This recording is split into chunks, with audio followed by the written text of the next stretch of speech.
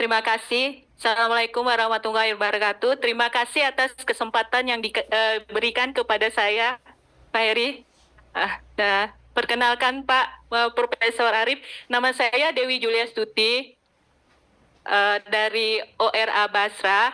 OR disebut lagi. PRMLTL. PRMLTL, maaf. Yang saya akan sampaikan ini bukan tentang pribadi saya saja, tapi juga amanah dari teman-teman. Mohon maaf semuanya. Jadi, saya langsung saja ya. Saya langsung. Ada beberapa permintaan Pak amanah dari teman-teman lewat saya, yaitu memohon kepada Profesor Arif memberikan ruang dan akses kerja kepada riset untuk membangun ekosistem riset di daerah melalui pertama, merevisi peraturan Kepala BRIN terhadap sistem kerja dengan mengembalikan para periset daerah ke domisilinya. Dan satu lagi Pak, bukan hanya periset yang meminta untuk dikembalikan, tetapi juga non-periset. Memohon juga Pak. Karena apa yang dirasakan periset sama juga yang dirasakan teman-teman non-periset. Terpisah dari keluarga itu sesuatu hal yang sangat menyakitkan Pak. Dan yang kedua, kami terpisah dari tempat asal kami, juga membuat rencana penelitian kami berantakan Pak. Kami terputus akses dengan rencana penelitian yang seharusnya terlaksana tahun ini. Saya lanjut ya, yang kedua.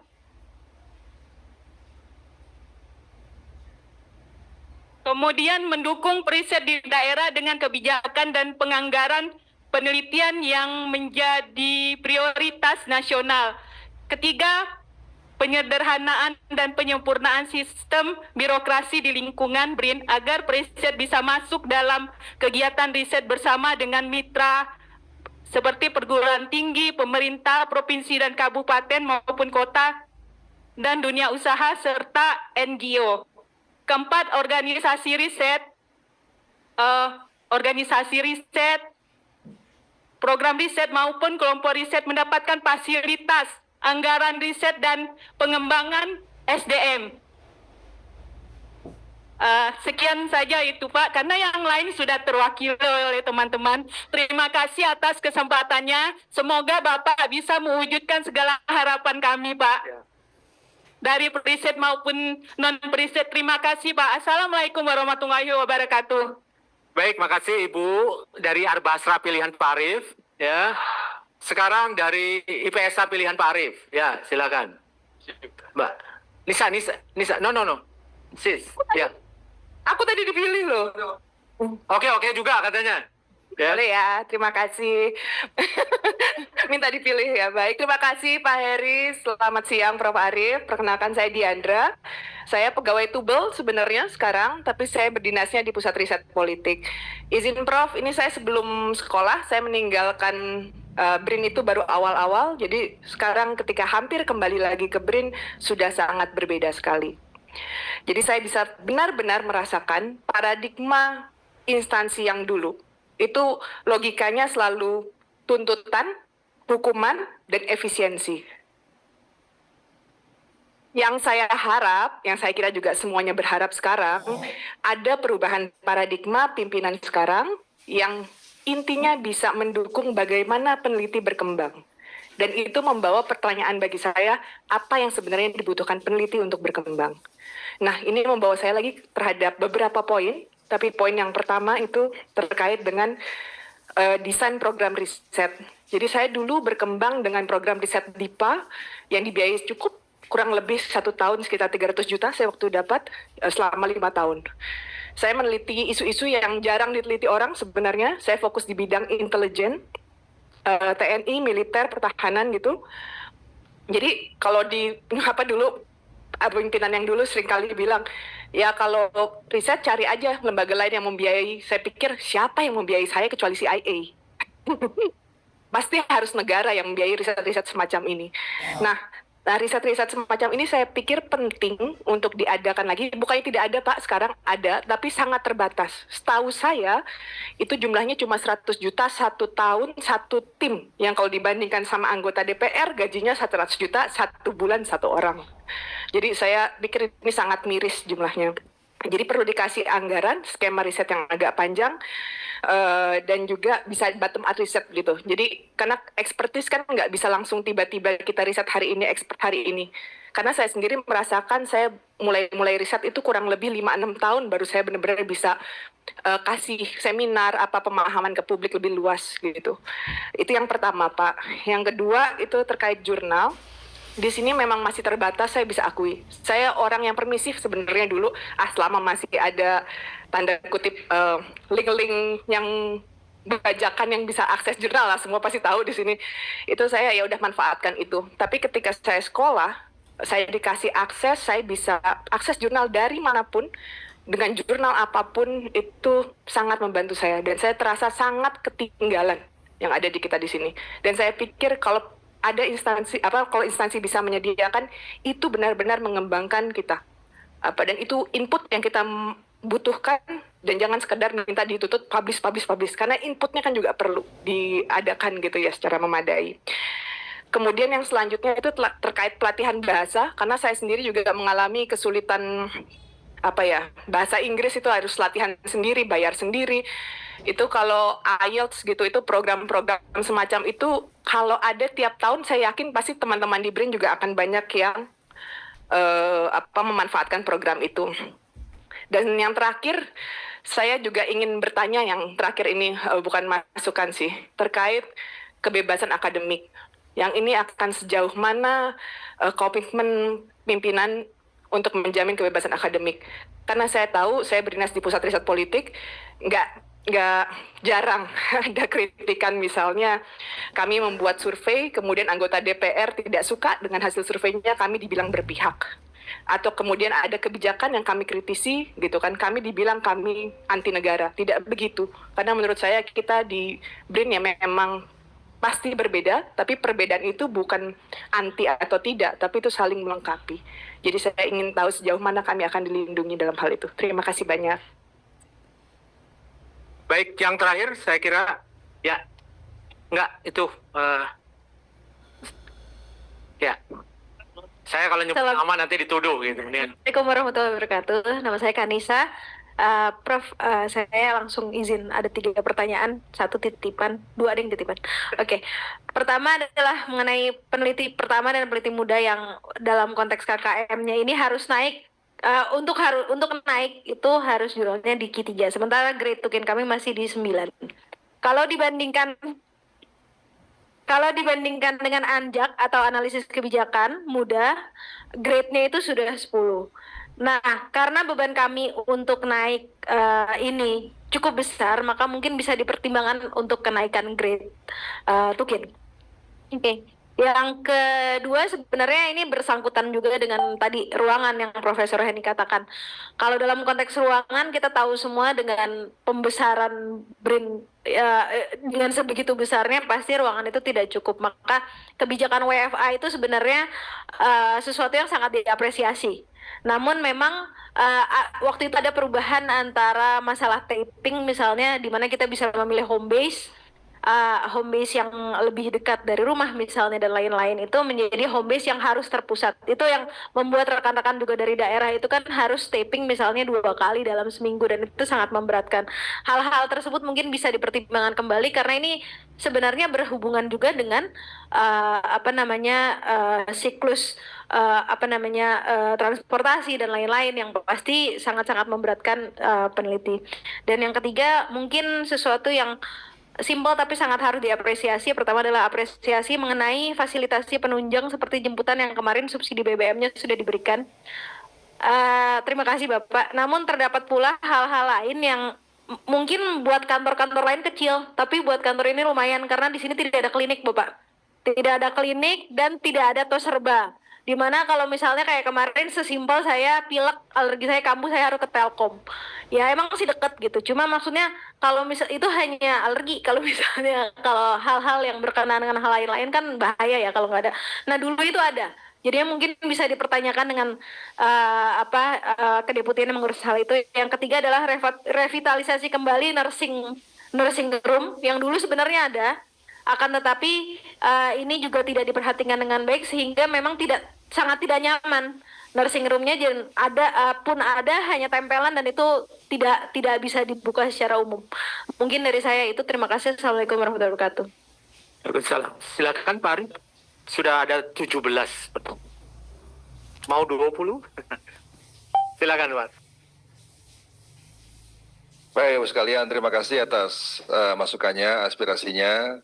Ini semua saya catat dan sebagian juga sudah disampaikan oleh pimpinan Ibu sekalian dalam rapat kemarin. Dan kita memang saat ini harus mengambil sejumlah langkah ya. Jadi hari pertama saya masuk kantor, IPM jadi gratis, ya Alhamdulillah. Hari kedua, saya masuk kantor, saya memperjuangkan kenaikan tukin.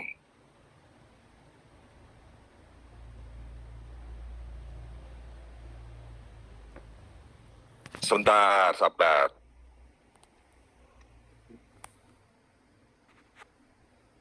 Jadi, soal tukin begini, Ibu sekalian, BRIN sudah mengajukan surat sejak Januari 2025 ya, ke Menteri Keuangan. Namun sampai sekarang belum direspon sehingga pertemuan kami dengan Seknek pada hari kedua setelah saya dilantik. Kemudian pada saat itu ada ketentuan. Ketentuannya apa? Ketentuannya adalah bahwa memang ada moratorium kenaikan tukin. Sehingga pada saat itu seolah-olah waduh jalannya sudah buntu. Namun baru kemarin, alhamdulillah diterima oleh Pak Presiden 3 jam. Kita berdiskusi dengan Pak Presiden banyak hal, dan terakhir kami menyampaikan terkait dengan kenaikan tukin untuk periset BRIN dan pegawai BRIN. Ya.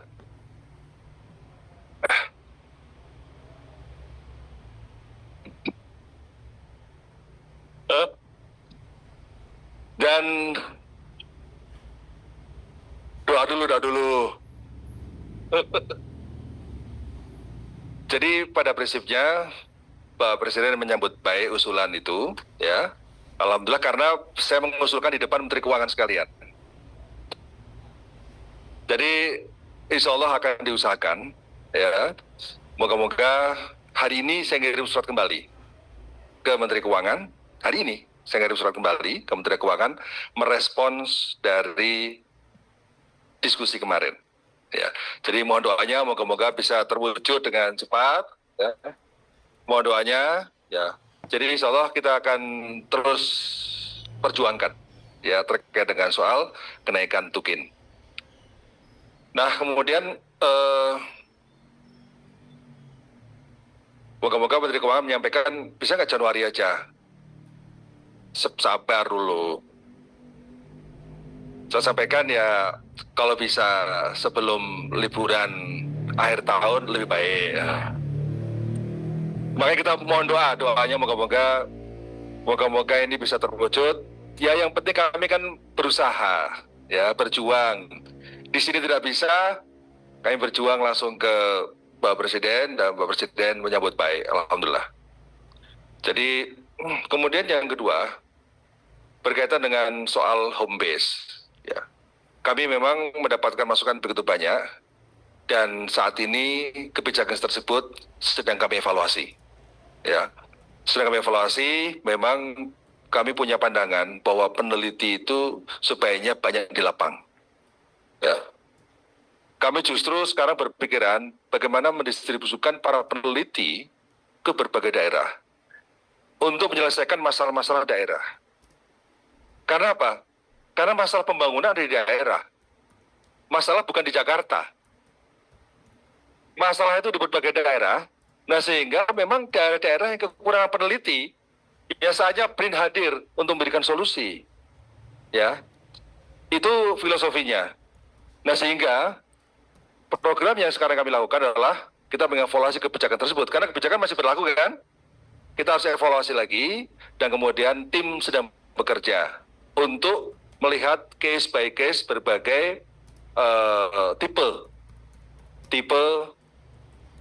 apa ya, tipe riset. Ya, nah, misalnya ada berapa periset, kelompok riset ya yang kemudian sebelumnya punya home base di daerah X, kemudian di situ masih ada alat penelitian, masih ada alatnya dan sebagainya, kemudian ditinggal. Nah, saat ini kami sudah membicarakan periset kembali, manfaatkan alat itu, ya. Pasti Anda berpikir itu kan yang hard science, bagaimana social science? Nah, ini kan saya baru mendengar hari ini. Bagaimana social science, makanya saya hari ini datang, harusnya saya ke sini itu minggu depan. Saya percepat karena saya ingin percepat evaluasi kebijakan itu. Ya. Ini jadwalnya minggu depan saya ke sini itu, karena saya masih harus memetakan dan sebagainya. Dan hari ini saya baru bertemu, Bapak sekalian. Agar apa? Agar saya mendengar langsung dari Bapak semua. Saya sudah mendengar dari Kepala OR, dari Kepala Puslit, tapi saya ingin mendengar dari Bapak Ibu secara langsung. Karena prinsipnya apa bagi kita? Tadi prinsip ya, efektivitas riset. Bagaimana riset menjawab persoalan-persoalan yang ada di daerah. Kemudian yang kedua, bagaimana periset yang memang punya jiwa riset, memang harus punya kenyamanan dalam bekerja. Karena bagus sekali gini, kebahagiaan itu karena 3 hal. Good family, good friend, good job. Ya kan? Bener nggak?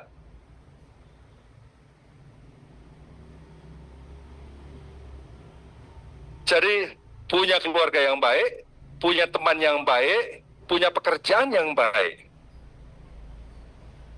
Apa? Good salary.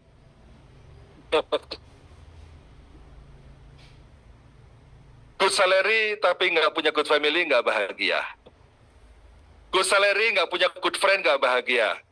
Good salary nggak punya good job, nggak bahagia. Percaya saya, ya. Ya. Makanya good job itu kan berarti punya pekerjaan yang baik, punya lingkungan kerja yang baik, punya kenyamanan dalam bekerja. Itulah prinsip yang saat ini kita pegang. Makanya kenyamanan, kebahagiaan peneliti ini menjadi prioritas kami. Ya, sehingga bagaimana Anda benar-benar meneliti dengan baik, yang penting yang kita tagih adalah ujungnya apa? Produktivitas. Ya. Nah, sehingga nanti kasus bawa bayi, bawa apa lagi tuh, kos-kosan harus ngekos, harus terpaksa, ini moga-moga dalam waktu dekat tidak ada lagi. Ya.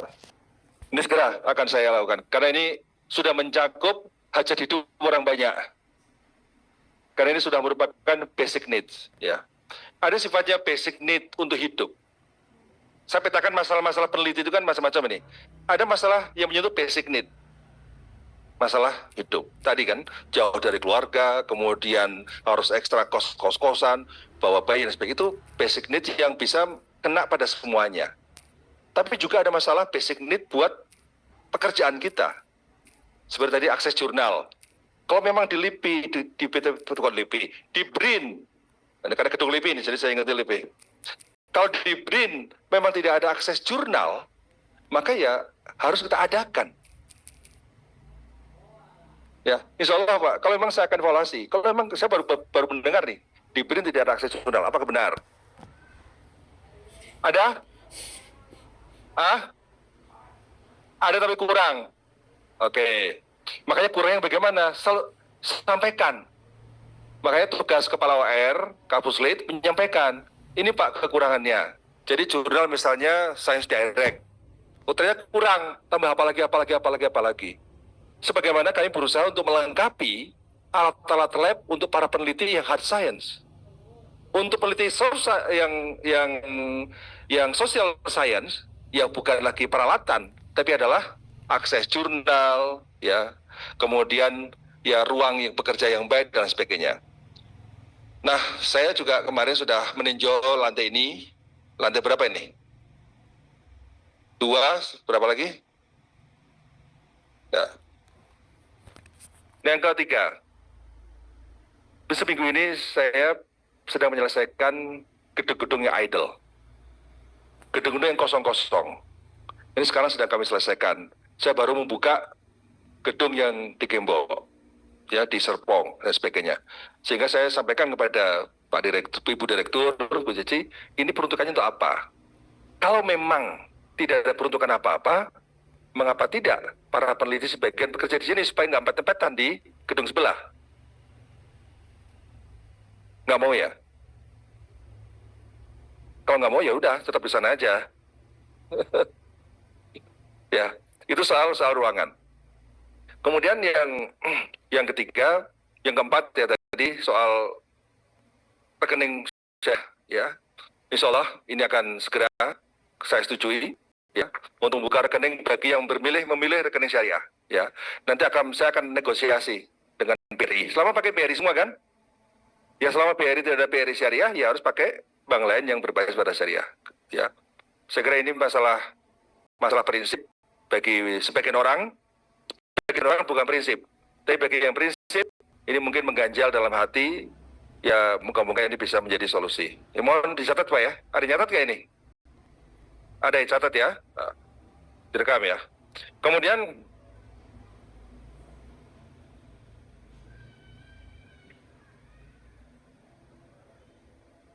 saat ini kita masuk era 5.0. Kemarin-kemarin kita memasuki 4.0. Ketika kita bicara 4.0, kita bicara tentang IoT, tentang blockchain, AI, robotik, dan sebagainya, drone, 3D printing, berbagai teknologi yang sifatnya hard science, hard technology. Namun, sekarang sudah mulai dievaluasi bahwa pada kenyataannya 4.0 tidak memadai lagi, sehingga konsep 5.0 sekarang sudah semakin berkembang. Dengan 5.0, maka sekarang bukan lagi soal hard technology, sekarang bicara soal sustainability, resiliency, dan humanity. Nah, sehingga social science menjadi penting, menjadi disadari semakin penting. Karena apa? Perusahaan-perusahaan multinasional berbasis pada teknologi digital saat ini justru sekarang memerlukan orang-orang ahli psikologi, ahli sosiologi. Jadi selama ini ahli sosiologi yang dianggap tidak bergengsi, era 5.0 menjadi bergengsi. Oleh karena itu, Bapak Ibu sekalian, yang paling penting buat peneliti adalah bagaimana kita bisa satu, membaca tanda-tanda zaman sehingga kompetensi kita ini bisa relevan dengan perkembangan zaman. Tidak cukup hanya sosiologi hari ini. Yang diperlukan adalah apa? Sosiologi lingkungan. Yang diperlukan apa? Sosiologi digital. Yang diperlukan apa?